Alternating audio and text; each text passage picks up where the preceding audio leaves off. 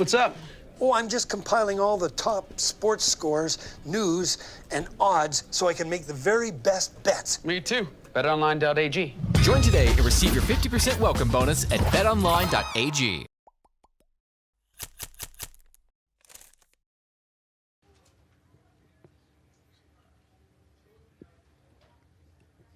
Questions for Coach Stevens, please. John in the front row. John Corrales, MassLive.com here. In the third quarter, when things started to get out of control for you, did you think the guys lost focus because of the officiating?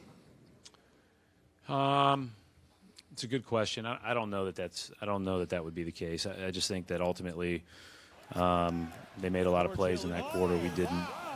I thought we got a little deep on the drive, whereas in the first half I thought we were doing a really good job of getting to the right depth and then making the next right play. We turned it over a few times. They got going in transition.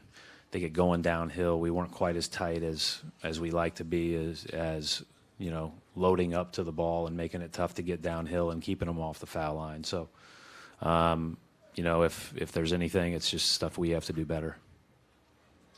Mark James, Nesson, WEI. Specifically, the Jaylen Brown fifth foul call. You were extremely upset about that, so was he, and they showed it up on the replay. Clearly not a foul, and it seemed to be something that went against you throughout the third quarter into the fourth quarter. Did you feel like the officiating was working against you at that time? I don't complain about officials. We got a lot of stuff we have to do better, and they have a hard job, and we focus on us and the controllables, and that's the bottom line. Coach Bob Schramm, the Citizen, but not to criticize officiating at all, but Jaylen had 5, and Marcus, you were juggling. How hard was it to juggle your substitution with countering that foul? Yeah, trouble? I mean, I wasn't as worried probably about the foul trouble. It was just finding the right group. And when things went south, you know, we had a lot of our guys that play a lot on the court, and so you knew we had to go to the bench a little bit, but you know, credit the Bucks. They did a lot of good things. We'll go back and look at how we can improve off that. This thing is going to be I mean, every minute of every game against these guys is really hard. This is a heck of a team, and I thought in those moments again, their physicality to the rim kind of separated the game, and then on the other end again, I just thought we got a little deep on some of our drives. Eric Name, The Athletic. Brad, this whole series you've talked about loading up on Giannis, making sure that that wall was nice and tight. What do you think was the difference tonight? I would say this is probably the most loose he's gotten. What would you kind of attribute that to defensively? You're saying why wasn't it as tight? I thought that, you know, for whatever reason, again, we were a little bit looser. Maybe it was because of the threes they hit last game. That was not a plan of attack. We just wanted to be tight, protect the paint first, then get out. But, you know, they go 15 of 37 again.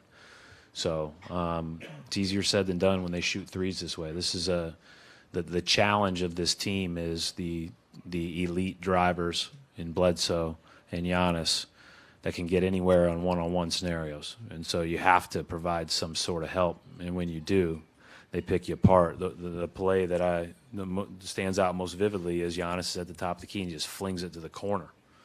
And, you know, he throws it through defenders or through where we could be a little bit more active. But if you're not on your toes, they're going to take advantage of you. And they did that. They got big, tall guys shooting.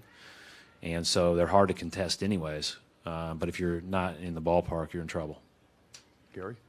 Brad, Gary Washington, Boston Globe. Mm-hmm. How much did putting them in the bonus with 8 minutes left in the third quarter affect your defense, your physicality, all of the above in terms of how you could defend? Yeah, we have to do a better job of not being in the bonus. That's certainly a big deal. You know, I think that, but then, yeah, that you're thinking about that because you want to be solid without fouling. You don't want to send guys to the line. And at the same time, you've got to provide resistance. It's easier said than done to balance that when you're already in the bonus. Chris Gasper, Boston Globe. Brad, when you look at the third quarter, did you feel that your ball movement and the lead diminished sort of in equal measure there? Yeah, and that's what I'm saying too. I felt like we were maybe a drive or two too low on the court, and that's maybe not the case the whole time. But they upped their pressure, and hey, like even when they got in switches with Lopez, he did a great job. He did a great job keeping our guards in front and making it tough, and that's something that he's added to his game. You know, in the past, I think it's one of those things where he avoids switching more than not, and he did for the most part. But then when they had to do it, he did a great job of it, and so credit them for that. We got to be better. They're a hard team to score on. They're a hard team to play against. It's good. They're a good team. We just have to be better, give ourselves a chance. Final two questions. Tim first.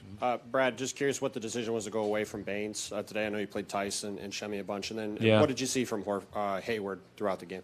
Well, I think it's tough. If he's not going to guard Giannis, he's going to guard a three-point shooter, and that's difficult. But, we may have to go back with that just because he provides a little bit more protection in the paint, and he'll take a charge off the ball, which I think is important. What was your second question, Tim? I'm sorry.